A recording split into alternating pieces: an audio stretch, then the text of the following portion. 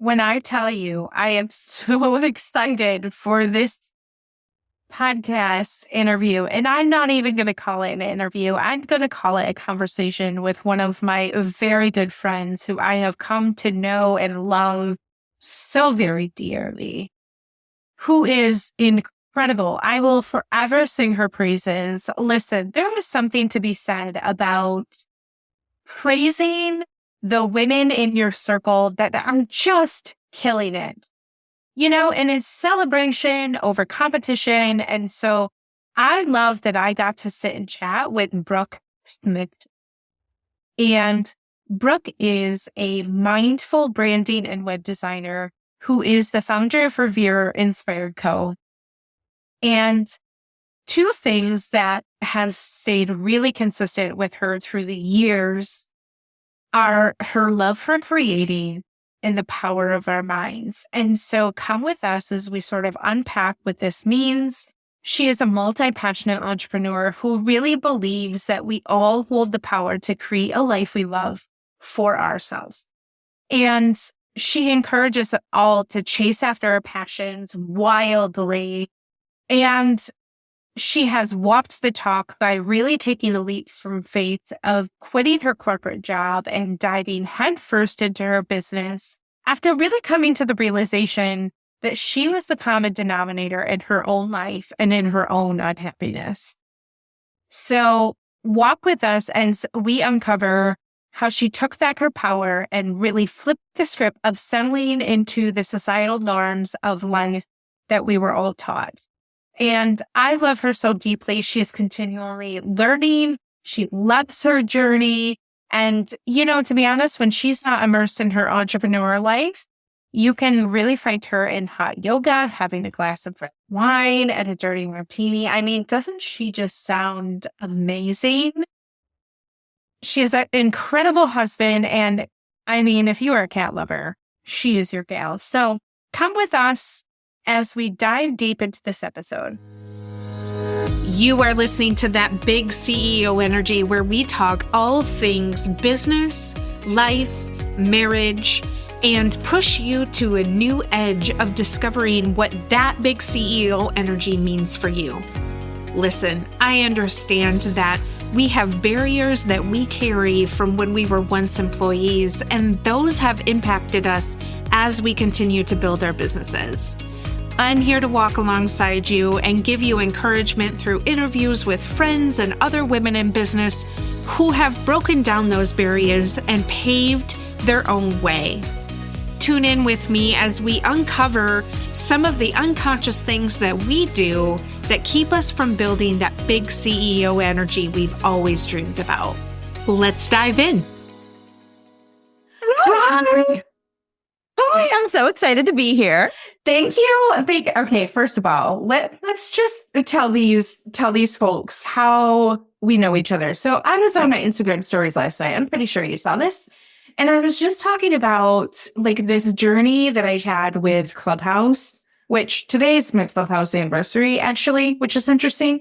I was talking about if I had not met Kelly on Clubhouse, I would have never met you. Mm-hmm. And all of these other things in the background that we have brewing would have never happened. And I just was thinking to myself yesterday, how incredible. Okay, I'm an older millennial, so I have a small disdain with the interwebs because my generation is the one that put it all together. So I am a little bit I get off my lawn. I don't want another app. But at the same time, I would have never met you. Isn't it not wild? It's literally wild. I would have never met you. I too would have never met Kelly. Really? Because I met Kelly on Clubhouse and she's one of my best friends now. And you're an amazing person. And I've met you. I've met so many people there, but you want to hear the funny part? Does Clubhouse still exist? Put on it. So it does. I only show up on Tuesdays and Thursdays for a cup of Joy Room with Nina O'Bear, but incredible. Who's doing workout on Clubhouse these days? Anyone? Leave us some comments below. Please, if it's still popping, let us know, because honestly, that was such a vibe and it feels like a fever dream. I feel like I was on it for like 6 hours a day when it first came out. And of course, like it was like an invite only situation. So you had to like scavenge your whole network for an invite. Then you finally find one. And I would spend hours. And for me, it's just so funny because Clubhouse, I was still working at my corporate job when I got on Clubhouse. So I would literally like, sorry, past corporate world. I would literally sneak away at work and go like join rooms here and there, like during my work day to network because I was like in the middle of my exit plan out of that company. So I would literally like sneak away, go like join Clubhouse rooms, like talk to people. Cup of Joy was one of them. Try to network and meet people and then like go back to work. So just so funny. So funny. And now neither of us are in corporate. Can we just mic drop that for a second? I mean, yes. Moment of silence for our cubicles that probably still miss us. It's fine. So I am so excited to have you for a few reasons. One is I do want to get to this story of your exit plan of corporates because I feel like we are still living in a day and age where a lot of people don't understand what it takes to kind of make the shift. And obviously there's variables, right? Everybody's going to have a little bit of a different needs that they need to have to be able to like make the yes move out of corporate. But I also love everything that you do in the web development space. So for those of you that don't know, and you can see her whole entire bio in the show notes, she's a beautiful web designer, brand designer is what I'm calling you, because you really do capture everything that's stuck up here in our brain and put it on this beautiful canvas for the world to see. I don't know how you do it. It's like magician Brooke coming to save the day, which is beautiful. But so yeah, let's start sort of from the beginning. What were you doing in corporate? I don't even know that I know this. I mean, I feel like I've done everything. Haven't we all? Yeah, I am the poster child for what the F do I want in life? Let me try everything until something feels good. And I won't make it a super duper long story, but so my last corporate job I was a manager of operations at a luxury co-working company in the corporate manager of operations. And honestly, like it started like any job. I absolutely adored it at first. And in many ways, COVID, obviously, it's kind of wild. I feel like I have a Stockholm syndrome to COVID a little bit because like, I obviously don't want to ever go through that again. It was tremendously horrible for the world and all of that, but it changed my life for the better on a personal level in the professional world, especially because I loved my corporate job. It was going so well. It wasn't my first like big kid job, but it was my first job in the corporate world in that way. And I really, really liked it. I was transitioning out of I was in fitness before that. And I was managing I was like a manager or assistant manager, but a manager at one of the Soul Cycles in New York City. So I was like in a fitness world before that. And like that is a, full-time big kid role, but it felt different because it wasn't office. So my corporate co-working job was first like office-based job, and I loved it. And then when COVID happened, obviously so much of the company got furloughed. I got pushed into more positions than I had signed up for, which I am all about being a team player, and I was very grateful to stay on the team. However, it turned into you've been doing it for this long, there's going to be no pay increase. I'm doing so many job titles and just, it spiraled. But operations, before that, I was in fitness, managing a fitness studio. There was a moment in time where I auditioned to be a Soul Cycle instructor because I thought I wanted to teach fitness because I do love wellness and all of that. Didn't make it, which is okay. And I just feel like, and I'm obsessed with makeup. That's my first creative love. I moved to New York City after college because I wanted to pursue it professionally. Played around in that world, got to do makeup on some sets, like smaller shoot type sets, and decided I don't like creating someone else's vision, which I know I kind of do create someone else's vision now too, but it's different. I have more ownership over my business than I did when I was like freelancing makeup world, and my degree's in PR. So none of me makes sense, honestly. In the most beautiful way possible. Through chaos, but it all connected eventually. Yeah. So how did you move then into brand design and sort of this web design that you're now doing? So in a way, it is poetic and it does all connect back to the start. There are two things that I mean, there's many things I'm obsessed with, but two main drivers.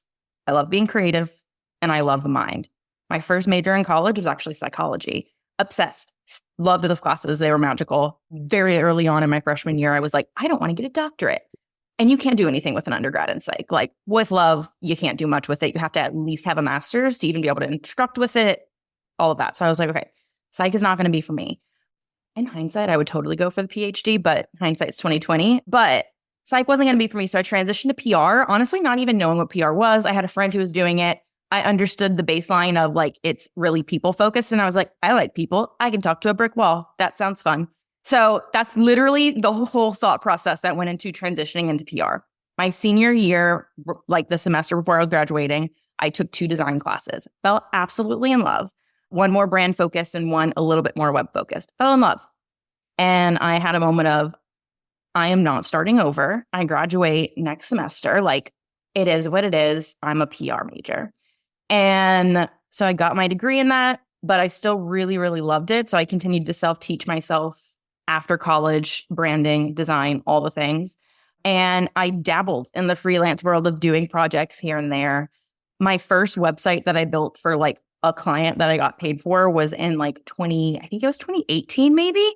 And kind of just did it freelance here and there, but never took myself seriously in the sense of like, I kept having this dream of maybe one day I'll start my own business, maybe one day, but like, could that be me? My senior year of college, I stumbled upon, I don't even know if they still are active, but I was on Facebook at like 3 a.m. and I stumbled upon these 2 girls and they called themselves the Bucket List Bombshells. And they were freelancers. One did, I believe, social media, and I think the other did copy. And they just traveled the world and worked from their laptop. And that was my first time hearing of that type of concept. And that was also my first introduction to entrepreneurship. Didn't even know that was entrepreneurship at the time, though, because entrepreneurship wasn't a word in my vocabulary in that time of my life at all. I just remember seeing them and going, oh, that's really cool. I would love to be able to do something like that, like work from my laptop, do my own thing, live my life, be free, but like make money doing it. And then I just shoveled that piece of knowledge away because it was, again, like, couldn't be me. How can I possibly make this happen? This was a maybe one day goal. And then eventually the light bulb went off that like the branding and the web design and the working from laptop remotely could actually give that dream that I wanted. But it just took a while to then jump off the cliff. Why didn't you believe that it could happen for you? Was there things happening during that time where you were like, I can't. So for me, it was just kind of like, my mom had been an entrepreneur, right? She ran a daycare most of my life. And so I saw and I knew kind of what it looked like to work for yourself. But I think for me, she had ingrained so much of, because we were sort of teetering on the poverty line, that like, you have to go and get a degree and you have to work Monday through Friday because that's how you make it.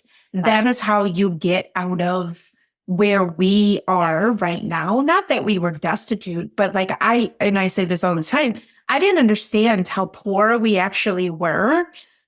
And honestly, how poor my family still kind of operates until I got old enough to understand how money was affecting my life and what I was using money for in my life and me being a single mom. And so I always like to ask people when they're like, oh, I didn't think it was possible for me. I'm like, why though? Like what was happening? So, I mean, I'm sure a lot was happening, honestly. Like with personal development, I've always been obsessed with the mind, but what's really interesting, and I'm sure we'll get to this in today's conversation, I do a lot in the mindset world now too. And like, I really do manifestation and action here. I want to grow my name in the mindset, personal development world because there is just so much there. And like being an entrepreneur is 99% mindset. I always say it's the best therapy session of your life / the worst sometimes. But psych was kind of it for me at first because I've always loved the mind and I've been fascinated about how it worked. However, it was in a different way. It was more so just a fascination, but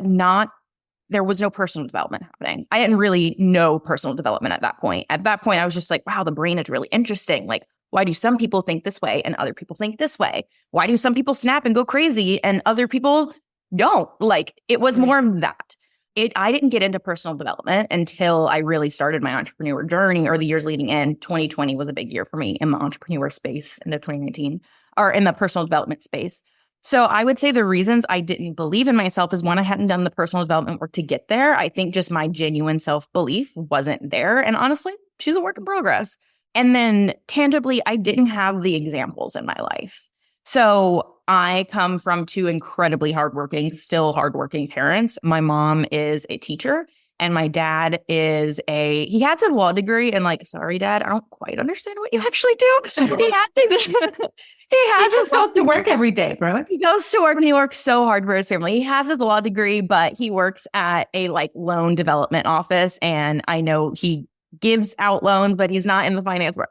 Sorry, Dad. Love you so much. He's a really hard worker, though. So I got my work ethic from my parents for sure. I had the perfect examples growing up of working hard, showing up for your family, providing for your family, being present. But I didn't have an entrepreneur example in my life. No one in my family at the time had built their own business. It was not conversations we had. I didn't know anyone who had their own business other than my older brother's best friend in high school. His dad started his own company, but I didn't know it. Adam was also 10 years older than me. And so it wasn't an example that I had. So the idea of starting a business felt like something that people that weren't me did. And I couldn't even give you a clear statement of exactly what that meant. I just think it was not realistic for me. That's how it felt. I was I kind of like you grow up, you get a responsible job and you keep going. So my mom being a teacher and my dad law school, I know those are two very typical good jobs. So those are the examples I saw and I'm very grateful for them, but it just didn't put entrepreneurship in my mind. Mm-hmm. But the other side of that that's really interesting is, I would also say from a very young age, I knew that I wanted to do something that I loved. And the idea of settling has always shook me to my core. And but I didn't know exactly how. I didn't know what. I feel like when I was really little, I've always had this sense of being made for more, even though I didn't always believe in it. It's always been there. And when I was really little, I feel like I would look at celebrities, singers and actors, and be I guess I want to do that. I want to stand out. I want to make a path for myself. No one actually wants to hear me sing or act. So that never could have been possible for me. But I think to baby Brooke's brain, that was the made for more mentality kind of situation. And that was the only example I could see in my reality that made sense with it. As I got older, I've realized made for more is, I want to create an impact. I want to start a business that people know and people talk about. I want to do so much. So that is really what made for more means for me. But I knew I didn't want to settle. I just didn't know exactly how that felt. I was the kid, even in high school, who was constantly questioning, why do we have to know what we want to do for the rest of our lives when I had to raise my hand to pee last week? This doesn't really make sense to me. But you do what you were told to do. You graduate high school, you go to college, graduate college, you get a job. Yeah. I love this concept of when you said doing the same thing just really was unsettling to me. Mm-hmm.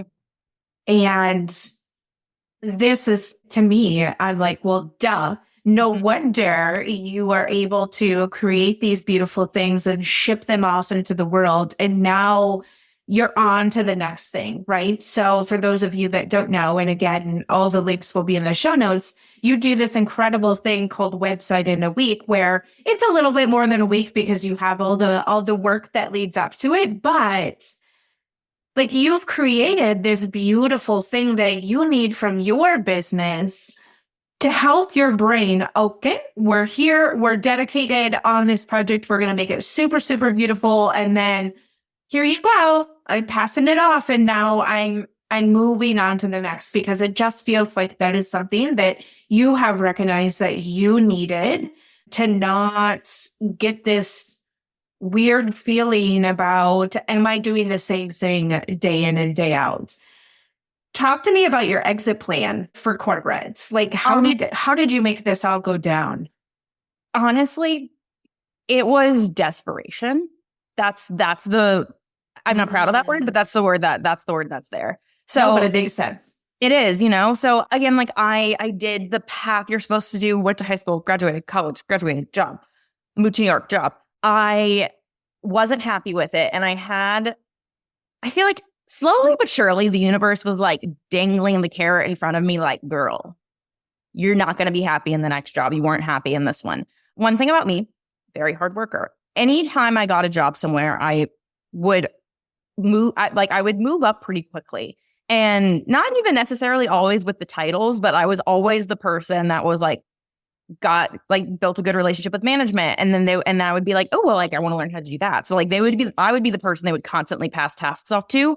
I wasn't always paid for those extra tasks. And that was something that I had to learn boundaries with in my own life later. But the beauty of that is I feel like I learned really early on how to do a lot of different things. And I would always get to a point in jobs where like I was obsessed with them. I loved them. And then all of a sudden I was just like, is this it? This is it. This can't be it. The settling, insert the experience of like, I don't want to settle. I can't do this for the rest of my life. There's no way. And I did that over and over and over and over. And until I finally realized, and again, insert 2020, if you weren't growing and reflecting on your life in 2020 during quarantine, then what were you doing, honestly, is my question. Like, I don't know. I remember that year like crazy. So I did not get furloughed from my job, which I am very grateful for because my husband did get furloughed at the time, which obviously everything ended up fine. But ironically, he was making more on unemployment that year, or he wasn't furloughed for a year, but like for his time unemployed during COVID, when a lot of the world was furloughed, he was making more on unemployment than I was making at my corporate job. And I was working around the clock and he was not having to. And I remember in that moment feeling very grateful that I still had a job because the way I would have had a panic attack if we both got furloughed. But it's one of those that you look back and I'm like, we would have been fine. And I've had all that time to build my business. But it's fun to look back on. But I stayed on in my job. There was a lot going on in my company at that time, or in the business that I was working for. So I was working a lot. Stakes were really high. Anxiety was really high. I was in New York City during it. So like that in itself was an experience. 2 people in a 500 square foot apartment, 2 cats, quarantined. Thank God me and my husband don't fight. We are like best friends. So like that was chill, but it was still a lot. And I got to this moment in my job, like I did with every job that I had before that, where I was like, is this really it? Like, I know times right now are different than normal, but like I was very aware that what was happening was going to change the company forever. Even though things eventually were going to go back to normal in some capacity, it wasn't going to be what it was. So I just kind of had this moment of like, I'm unhappy again. And that's when I started really getting into personal development. And I realized I am the only common denominator in my life. And I love to speak on this, and I say this a lot. I am the only common denominator in my life. Every single unhappy situation I've ended up in, I'm the common denominator there. And I'm not saying like shitty things don't happen to people. I'm not saying my emotions were invalid in those moments. Like shitty things just happen sometime, and that's no one's fault. And my emotions were valid in all of those experiences. But at the end of the day, the one common denominator is still me. And I looked at that in a very powerful way of like, I am the one who can change my life and it's going to be up to me. I was like, the answer here is not to quit this job that I'm really unhappy in and find another, because if I look back at the pattern of every other job I've had, it's going to have the same outcome. There's one thing that's cyclical in this universe, and it's the whole world's patterns. There's patterns everywhere around you if you look around for them. So I recognized the pattern and I was like, the only way this pattern changes is if I interrupt it and I do something different. So I started to take my business a lot more seriously after the website and brand I had built in again, I think it was 2018. I'd have to look back at dates. I kind of took a pause from web design because I think I bit off more than I could chew in that project. And it went really well, but it was a huge learning experience for me. And it kind of scared me a little bit. So after that, I focused mostly on branding. It was a little less intimidating than web. And I just I dabbled in projects here and there, but very lightly. I was like, you know what? I have this skill. I know I'm good at it. It scares me a little bit still because it's so new, but I know I'm good at it. And I've been doing it on the side for a handful of dollars and free in some cases for years. I can make something of this. So, and got on TikTok and just started looking around. I'm like, how do you start a business? Like the freelance hours that I'm pulling, I realized with what I was charging and the hours that I was working, I was like, I can't live off of that. So there's got to be some answer here that I don't know. So TikTok is actually where I found a couple different influencers in the space, I guess, and entrepreneurship, just talking about it. And then I rabbit holed, and then I found someone who was doing a mentorship, and I spent more money than I had.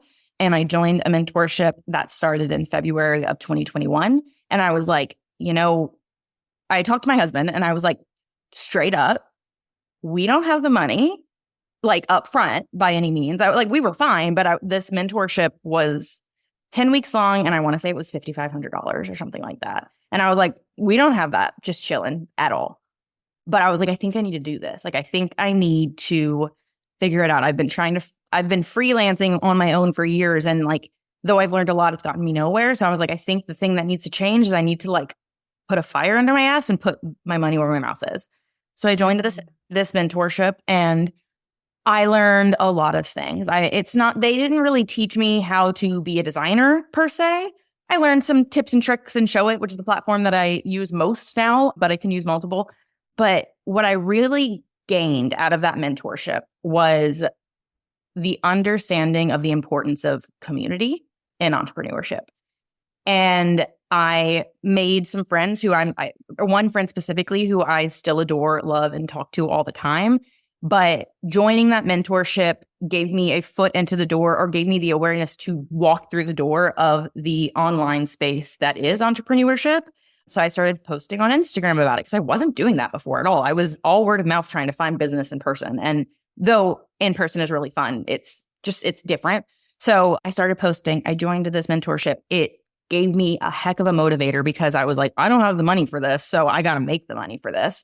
And the rest is kind of history. And the way that I did it with my job is I literally was doing the work the 5 to 9 after my 9 to 5, or working the 5 to 9 before my 9 to 5. I was working around the clock, would go to work. I stopped being the overachiever at my corporate job and doing more than I had to. And I was just like, this is my job description. I'm not doing any extra. Like, you've gotten extra work out of me for this long. Like, I'm doing what is legally contracted in my job description now. So I started doing, and like, obviously with respect, with love, and I still got my job done. I did what I was being paid for. So started doing only what I had to do and nothing extra at my corporate job. All of my free time turned into personal development time and building my business, doing this mentorship, like showing up for it, and just starting to post blindly online. Even though it was cringy, even though it was really embarrassing, the first several times I posted on my stories talking, I had to mute or block everyone I knew in real life because I was like, this is so, even my husband, like Alec was literally like across the living room for me while I was recording these, and I would still block him from the stories because I was like, this is so embarrassing. But I was like, you just got to do it. And it got to the point, so that mentorship started in February of 2021. And this timeline is going to sound really fast, but I want to make the disclaimer. None of this was fast. I had been working on the side, and I think the energetics behind it were working on the side for years to come. I started taking it really, really seriously into 2020. February is when the mentorship started. I started posting like crazy, started doing everything I could, showing up, and I was able to quit my job by April of 2021, April 30th. And it was basically a conversation with my husband of like, oh my God, like, I've made this much in 3 weeks, or I have this much signed in 3 weeks for like payment plans. I think if I could really give this my full time, like this could really be a thing. And like, we were both amazed with how it was moving. So Alec was like, if you can book, like, we did some numbers, we did some math, we looked at what we had in our savings account, and we were like, I was like, if I can book one more client, then I can quit my job. And the quickest story there, I told one of my best friends, Veronica is her name, and her business is Suka Seat. Highly recommend checking it out. She is a handmade vegan, hand poured vegan candle maker in New York City. Oh, will you send me a link for that? We'll plug her in the show notes. Yes. And she makes custom for any business owner. She will make you custom scents for your business. Highly recommend. But I bring her up because she's my other friend who has like the entrepreneurial mind like I do, which makes sense. She has her own business now too. But I remember she came to me and I was telling her, and I told everyone in my life, I was like, I told a handful of people in my life, like some really close individuals. I was like, if I can get another client, I'm going to quit my job. And I will never forget this day. It was beginning of April. My friend Veronica called me while I was at work, and I just answered the phone, and I walked into a conference room, and I was like, hi. And she was like, so if you quit your job, she was like, if you book one more client, you're quitting your job, right? And I was like, yeah. And she's like, what if I told you I had a client for you? I was like, I would kiss you. And she was like, what if I told you I was the client?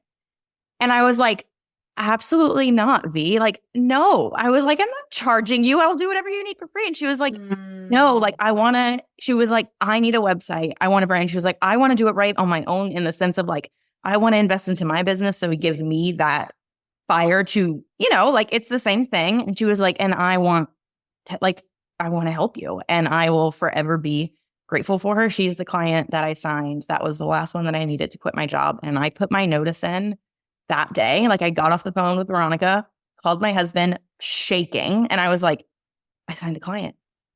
And he was like, go quit your job. I was like, I can't quit. No, there's no way. There's no way. And he was like, Brooke, get off the phone and call your boss. So I called my boss. It 100% blindsided her. I gave a 1-month notice because I was too kind, and like got my ducks in the row, because I would never want to burn a bridge and like leave anyone unprepared. So I gave like right under a full month's notice. And my last day in corporate was April 30th, 2021. That's amazing.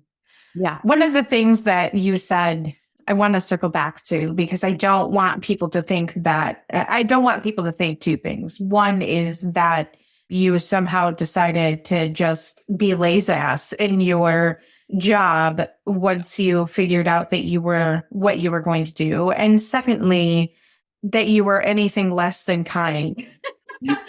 And one thing that you said was, I had just decided I'm not going to do all of the extra frill. I'm only going to do. That is the easiest thing as a woman, to be able to give back your power of taking whether you're working in corporate, whether you're working for clients that are sucking you and asking you for more, and you know that they're not going to pay you for more. It is okay to show up in a space and say, you know what, I'm going to do what's on paper. A lot of people transition that into, oh, you're quiet quitting. No, what's happening is you're no longer being taken advantage of. You're no longer letting the corporate world suck you in, that if you do more, and we can speculate, right? We can speculate and say, well, that means that she wasn't going to get promoted. That means that she wasn't going to be able to go sit in the boardroom. That means all of these things, which is fine. And it's fine because you had decided on that day when you showed up to take your power back that you were made for more. Yep. You were going to do what you needed to do in order to be happy and to be fulfilled. And that just happens to mean that you're no longer working a corporate job. But I think one of the things that's really important to note, especially for those listening, is there's no guilt and shame in doing that.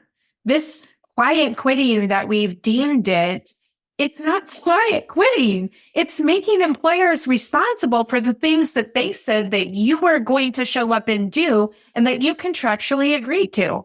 Mm-hmm. And you finish. No, go ahead. It's respecting yourself, for one. All of that extra energy that you're giving everyone else around you, it's finally saying, you know what? I'm giving that extra love and energy to myself, because if I can imagine how much greater of an impact and imprint you're going to leave on this world if all of that extra energy you normally feed to everyone else, you turn around to yourself, and not in a selfish me way, but in a, I will be able to do more good if I just for a second go inward, fill my own cup so that I have stuff in me to then give afterwards. And no, I 100% got my whole job description done, and probably still even a little bit extra. But it was one of those where, and I know I am the person that I am, and it's still a boundary that I struggle with transparently. Yeah. I'm a yes woman. I want to make the best impression I can on every person I meet. So I will do more and more and more. But if you are trying to transition out of corporate and you're that person and you're like, yeah, no problem. I'll hop into that extra meeting. I'll take care of that report. I'll do this. I'll do that. I'll do this. I'll do that. Whatever it might be. If it's not actually in the job description that you signed that you're being paid for, legally, you don't have to do it. Nor could they fire you for it. I mean, I guess we can get into the argument of like at-will employment states, but like that's different. You are still showing up 100% if you're doing only what's in your contract. And I had to have that moment of myself of like, I can't give extra to me and my corporate job at this point. And for once, I got to choose me. Yeah. And I love that you made the correlation between like your personal development and here's we say this because it is so true. And I've said it multiple times from a wonderful source that I was part of a different community. And she says, your personal development is your business development. Mm-hmm. So when you are directly working on yourself, whether that's outwardly, inwardly, a culmination of the two, that is setting the tone for the way that you direct and operate your business. And 100%. That is setting the tone. And like you mentioned, the barriers, right? That sometimes we still have as entrepreneurs because genuinely, and I think you probably have this experience too, there's not one client of mine that I go, oh man, I just really wish I could get rid of them. No. You know, like I love and I want to make sure that all of my clients have the very best experience that they possibly can have and that they too are getting what they need in order to make sure that their business is running, right? But I think it's important to note that if you're sort of feeling resistance on like, do I make the jump? Do I start telling my employer graciously, mm-hmm. I'm not going to be the one to do this for you. We have to do a lot of the inner work. We have to set ourselves up in a position that makes us able to stand on 2 feet and also have the confidence. Because I think there's a difference between saying outwardly, I'm not going to do this thing, and yet still internally carrying this guilt trip of, I'm really like, I hope I made the right move. I hope by saying no, I don't lose my job tomorrow. Well, quite frankly, love us all here. You got to do it with gusto. And you got to make sure that when you make the decision to say no to someone, that you can receive either the goodness that comes or the backlash that comes or a combination of the two. No. But you can't even get yourself to that point if you don't decide that you are the common denominator. And I love that you can introspectively look at your situation and go, yep, sometimes the problem is just me. Mm-hmm. Yeah.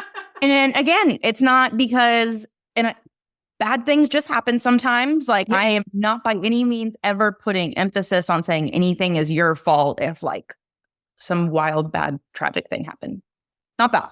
But at the end of the day, you're the common denominator in your life in every capacity of your life. And there's never going to be another one but you. So that to the same degree. And I think the other part when telling your boss, so I was actually quite shocked with the response that I got with not doing the extras anymore. It wasn't a bad response, but it was just a conversation with my boss and everything kind of timed out in a good way for me that it was around end of year reviews. And I was just very honest and you might, even if you're shaking in your boots, just like put the mask on and have the confidence in the conversation. Tell people or your boss, if you're the human taking on all the extras and you're like, 2 things need to happen. Either I need to start getting paid for this or what. If they're continually asking you to do all the extra stuff that you are not contracted to do in your job because it's not in your job description, it was added on, then tell them, I'd be so happy to do this if we can renegotiate the terms of my contract and my job description. That's it. It's that simple of a sentence. And is it terrifying as hell to say? Absolutely. But it's what needs to be said. And the way it all shook out for me is it was all kind of around like year-end reviews. So at my year-end review, I was very respectful, very professional. But I was like, hey, I understand this is not normal. I totally love and respect that like business is different right now because of the world. And like, we're getting into 2021 at this point. So some time has passed. It's not like I pulled this in like June of 2020 when things were still at its apex of wildness. But I had a just very honest conversation of like, look, I have really tried to be a team player as much as humanly possible. And no one could deny that. Like, and they weren't trying to. I was like, I really tried to be a team player as much as humanly possible. I was like, I have been doing these extra job descriptions, like full descriptions, because it was people who were being furloughed, like their workloads were getting passed to multiple people on the team, but I had accumulated quite a bit. And I was like, I was like, when I signed up for this job, these are all of the things that I didn't know, like that were not a part of my job description. And honestly, these are all things that I would have declined the job if I had known they were going to be as relevant in this job description, like as they were, because they weren't in my job description. And I was like, if I'm going to continue, I was like, is there an end in sight? Are y'all interviewing? Like, what is happening here? Because we had interviewed a couple people because I was part of that process too. And like it fell off and all the normal antics of corporate, Yep. And I was like, where's the end in sight? I was like, I need a couple things here. I was like, I need an end in sight. I want it in writing, or I want to renegotiate my title and my pay. And the response was basically, that's not going to happen. You're not going to get paid more. And I was like, okay, then I don't want to do this stuff anymore. I'm like, it's not in my job description. I'm not being paid for it. And they were, I mean, what else could they say? So Right. it became a conversation of like, Brooke's not going to do this anymore. And it was received well, but there was also a moment where my boss at the time, who I really, really love, she was basically like, Brooke, if only you knew how many times in my years at this company that I kind of got put back into these roles too and had to take them on. And I remember looking at her and very respectably saying, I am so sorry that happened to you, but just because you let it happen to you doesn't mean I'm letting it happen to me. And that's not going to be my reality.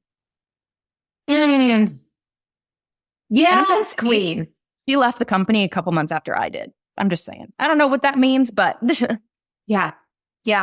Well, and let's camp on that, right? It's like you walk into the boardroom, and one of my other really lovely friends, Kim Trian, she teaches women how to negotiate for more. That is like her ultimate bread and butter. And what I love about something that she said was, you have to be prepared to walk away. Yeah. Like you have to, because when you do all of the inner work, right? And you get to the day where you're like, yep, I'm going to have this conversation and I'm going to show up, and what if they say today is your last day? Are you prepared for that? And I think one of the things that was really lovely is the corporate world doesn't anticipate pushback. No. The corporate world expects people to head down, grind, just do your job, sometimes do the job of 3 other people and be okay with that. Yep. And that's how you climb the ladder. That is how you are marked as one of the ambitious ones. That is how you are not the one passed up for promotions, which is all really lovely if that is your trajectory. I love but that. some of us don't. It's not only a no, it's a hell no. I'm not doing more than what is required. I'm sorry. And the reason for that is because I understand if they have limiting constraints on what they can do, but it's not going to be, I'm not the one.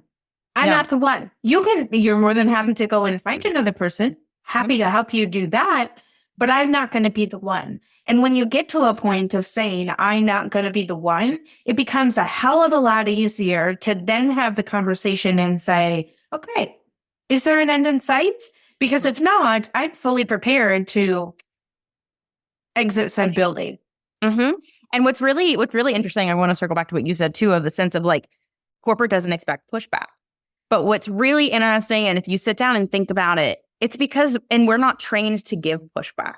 Again, the societal norms of what you should, quote unquote, be doing in life is you go through high school, you graduate, you go to corporate, you graduate, you get a job. Think about it. You are not encouraged to push back in any of those capacities. You're encouraged to show up, turn your stuff in on time, do this, do that. And I'm not saying that like deadlines and all that aren't good. I'm a Virgo. I love a deadline. But it's very much you're encouraged to show up, raise your hand and ask questions that are related to what you're learning, but not like question authority. And then you go on to the next and then you move into your job. We're trained our whole lives to not push back. Mm-hmm. And it's this wheel that we are on. So when someone does step out of line and do things differently, it's not received well because it's not what is expected. But it's that type of pushback. And again, there's ways you do it respectfully. Like by no means am I saying go off on anyone, but like There's ways of pushback. I mean, unless it's warranted, I guess. Corporate jargon, you can really have fun telling people off with corporate jargon. Like there's ways, you know? Yeah. I mean, we just use the word circle back. So, yeah, we're clearly from corporate. We could do a whole podcast episode on language that comes from corporate, but we will not for you folks. But it could be funny. It could be a funny TikTok. Yeah. Of course, we're entrepreneurs. Anywho, I just think like we're trained our whole life to not push back. So when you think differently than the world, it's not going to be received the same way. And it's why you end up quote, having to build your own lane by starting your own business. But did you ever get the feeling when I feel like the world is split into two subworlds. What is, and you tell me different if you don't think so. One is the corporate world, right? Where like if you are the corporate type person in your childhood, meaning if you grow up with parents of your household that don't run their own business, or even if they do, and they're very, I mean, some businesses in our town that are small businesses, I'm like, you run it like a corporation. It's fine. Right. Do you? But there's those folks. And then there's the other folks that sort of realize that there's this whole other world. So in the corporate world, there's no pushback. You show up, you do your job Monday through Friday, you get a paycheck, which is hopefully really comfortable for you. You move up the corporate ladder, you get your retirement, which probably won't exist by the time you get there. That's fine. And life goes on. You didn't do your 401k, you take all of the benefits that they offer as a corporation, and that is that world. And I feel like when I moved from corporate to entrepreneurial world, especially in the online space and putting more entrepreneurs that are years ahead of me into my space, I realized that there is a whole other group of people that are very, very comfortable with rubbing up against the grain, with being really, really loud about the fact that corporate isn't the only way.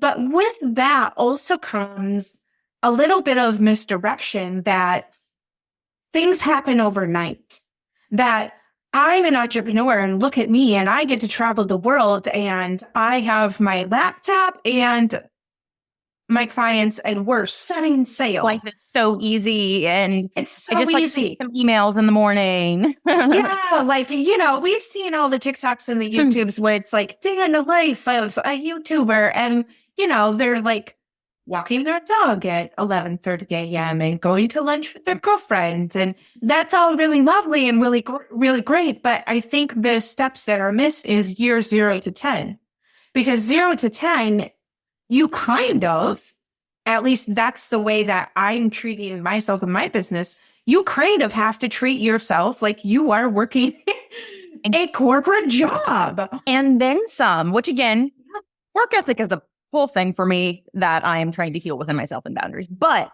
and that's why I said earlier too, I know this timeline's going to sound fast, but yes, there's so much more under here. Like it's not, oh my God, I joined a mentorship in February and I quit in April. Like, yes, that happened. But again, there was a lot that happened before that. Like by no means. And it's been a roller coaster since then. Like it's been amazing. It's been hard. It's been everything in between. Entrepreneurship is not an easy path. Like I think for anyone, I recommend it. I love it. I'm obsessed with it, but it's not for everyone. And I think like if you're someone who is not prepared to really put it all on the line, like it's almost hard to even put into words. Like it is, there is so much. It's not, sure, maybe I have the flexibility to go take a walk at 11 a.m. or go meet my friend for lunch or go have a massage at 1 p.m. on a Wednesday, but probably works the weekend before. Probably stayed up until 1 a.m. the night before. And I think there will be a day in my business where I don't work the hours that I do, but entrepreneurship, when you're starting your own business, especially when you're early on and you're still by yourself, you're everything in your business. In your corporate world, you were doing your role. And even if you were doing extras within your role, you still had someone to contact in different departments of your business. Yeah. You still had someone for different things. You still had to be like, oh, hey, like social media human, can you like put this together? Or, oh, hey, marketing human, can you do this? You had someone else to contact. That is not the case in entrepreneurship until you can afford to outsource. but you're everything. Your lead generation, your marketing, your operations, you're building your business. You're actually doing the client facing work. You're customer service. You are finance. You're an accountant. You're trying to be you're trying to be an accountant. Tax still confuses me. You're figuring out, you're your own business coach. You're your own, you're everything. So it is not the walk in the park that I think social media makes it look like being, but I would take all of these hours and more, just for me, I would take all of these hours and more instead of going back to corporate. And I think the other thing of note there too is one pro about corporate, because hey, corporate's not the worst thing in the world. It's not for me, but I think it's great. And I think it is for some people. One lovely moment of corporate was when I left the office. That was that. I left the office. I went home. I lived my life. There was no thinking about work. There was no, oh my God, did that campaign work the way that I wanted it to? Did that blah, blah, blah. No, I went to work. I did my job. I did a really good job. I showed up. But when I went home, I was home. Mm-hmm. You don't get that in entrepreneurship. And if you know how to make that happen, please let me know. It's something I'm trying to figure out. I am always thinking about my business. Everything in my mind is about my business. So it's not this easy walk in the park, leisurely life situation. I think it can get there one day. And again, I'm learning boundaries within myself. But yeah, it's not this overnight success situation. You're everything in your business and it's all consuming. And it's hard to disconnect because when you work from your laptop and that laptop goes with you anywhere, you can work anywhere. And that sounds like heaven, but there is a con to it. You can work anywhere. Therefore, how do you really disconnect? Mm-hmm. Yeah. And I think you've done a really, really good job just from the interactions that I've had with you in terms of if I send you an email, if it's after hours, I don't see anything until the next day. And it's those little things, right? And I've implemented them in my business of I'm only answering emails in this time. And it's more so a pep talk to myself. Mm-hmm. Yeah. Rather than to my clients, right? Because they do understand because they are entrepreneurs themselves. And so when you do sort of phase yourself into this world, you are with people that understand. And if you are in a world with people that don't understand and they still want you to answer an email at 9 p.m., those are probably not your people. They're not my people. They could be your people, but they're not my people. All of it and learned, though. Yes. But I think it's important to understand, what are the things that I've said this time and time again, and I know that you agree. What are the good things that I'm going to take from corporate as habits? Mm-hmm. And what are the things that I'm going to incorporate that are my own and pave my own way? So then it becomes my business feels like genuinely it's mine. And I'm still not working for someone else because I know as a service provider, you sometimes can get into the motion of feeling like you need to do all the things to please them because this is their project and they should have that.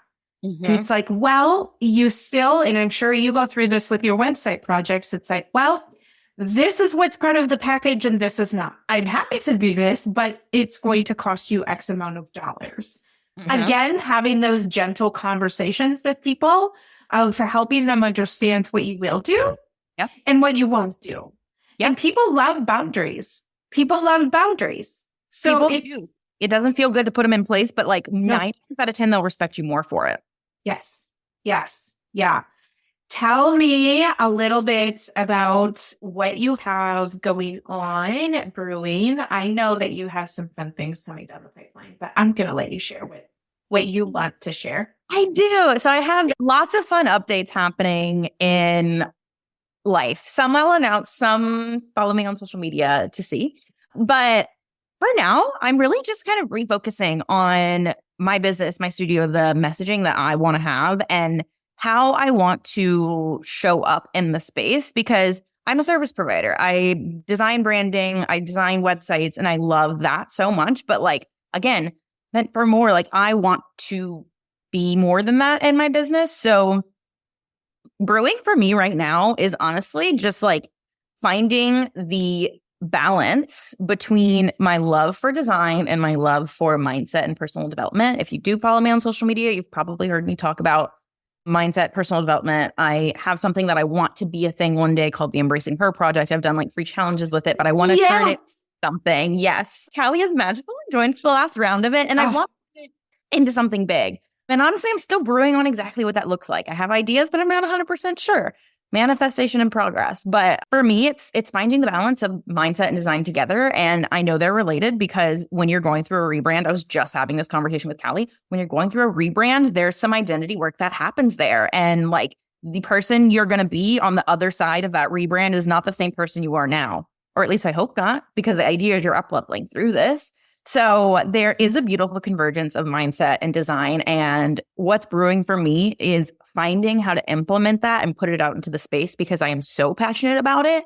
Mm. And I want people to see it more closely linked. And I want people to start thinking about that when they're doing design in their business, whether they're working with me, building it themselves, working with someone else, I don't care. Whatever that feels like for you is great. But like, making sure when you go through that process that you are reflecting that mirror back inward and focusing on that personal development and healing and whatever it might be, because it will make your business better for it. It will make the design strategy you put out in the world better for it. So it's not like a big launch or anything, but it's just it's a narrative. That's what's brewing for me. Figuring out how to get this message out there in a way that makes sense to people. And it's not just design in one bucket and mindset in another.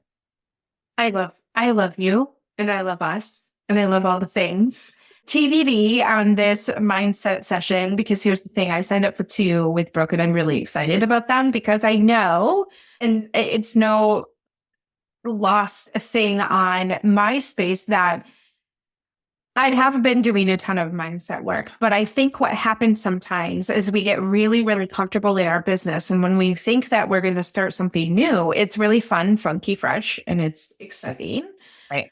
But what I've learned is there are old things that I still have that prevents me from seeing something new in a different light. And that's the exploration that I want to go with myself. It's not just about creating new things in your business. It's also about reinventing yourself as the human that's doing the new thing.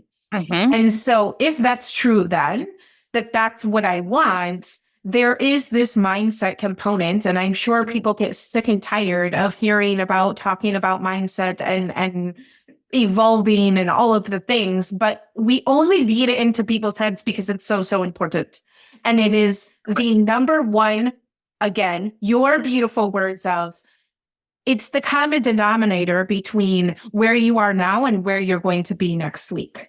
Mm-hmm. Because I'm not going to say where you are here today and where you are tomorrow, because it may only be 1% different, which is different. But next week, you're going to feel and see a different change in yourself as long as you continue to do the work that needs to be done. Yeah. And I would even bother to say that working with you on a branded refresh, and I only know this because we have a mutual client where she said, as I was even working through the colors and reviewing them and trying to understand, is this me? Is this the me now? Is this going to be the me next month? Am I still going to feel really, really connected to them? And his colors. Like normal people would just look at that and be like, what do you mean? It looks pretty. It's pretty. But like, I said to my husband the other day, we were chatting about you, and I'm like, yeah, I'm going to do the brands, da, da, da, da, da. And he was like, why? What does it matter? And I'm like, oh, okay. So there's some kind of psychology difference between men and women, right? Obviously. But what I love about you and your whole dang heart is that you really source for evolvement, not just from you in a project, but the actual person that you're working with.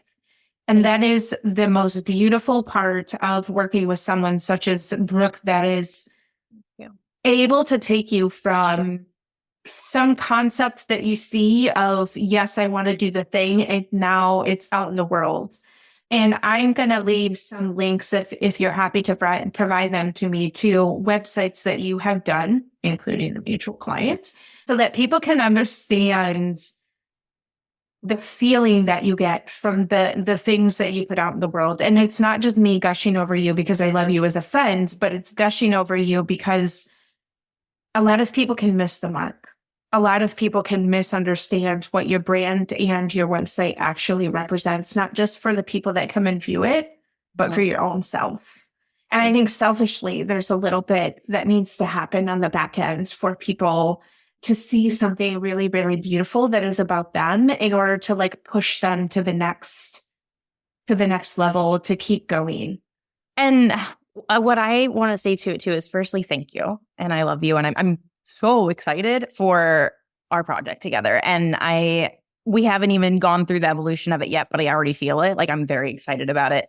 And one thing I want to say to it all, and in the way that I do create brands and the way that I do think about mindset and design and how it all works together and what all of it looks like, is I truly, and it's a tagline that I say all the time in my business, but it's at this point, it's also more of a personal brand tagline. I view design as coming home to your brand and coming home to yourself. So in the design space, there's an essence of coming home to your brand, but to be able to come home to your brand, you need to come home to yourself first. I think the evolution of going to your next level self, your highest self, all of the different terms that we hear in the space, all of it is actually just getting you closer and closer to the truest version of you at your core. Over life, over years, we're all conditioned in different ways from different experiences we had, different ways that we've grown up, different places that we've seen, all of it to put on these layers and layers and layers like an onion to, in many ways, hide our truest selves. Maybe there's some insecurity there. Maybe there's some fear of being seen. Like, there's there's lots of layers to the onions that is human. But I truly believe through the mindset work, you're not actually changing yourself to be better. You're just allowing yourself to be you again. You're allowing yourself to remove the jadedness that can come with life sometime, or the fear or the scare or the hurt or the sad or the insert every emotion here. There's positive ones in there too, but like, it's coming back home to yourself. And when you're completely rooted in who you are and why you're doing what you're doing, like what your why is, why the hell do you want to have a business? Because it's going to be a lot of freaking work. And what's your point with it? So when you're really rooted in who you are, what your why is, why you want to serve people, how you want to help them, what kind of impact you want to leave on this world, that is where we're going to be able to create the most authentic and unique brand for you. And like, I'm the first to say, colors are just colors. They are, but they mean a lot. But the reason they mean a lot is because of everything we have behind it. And if I love to talk about brand strategy, because it is, there's the mindset piece with the human, but within your business, there's brand strategy. It's kind of like the mindset of business, I guess. I don't know if that actually connects, but like, it's kind of the mindset of business.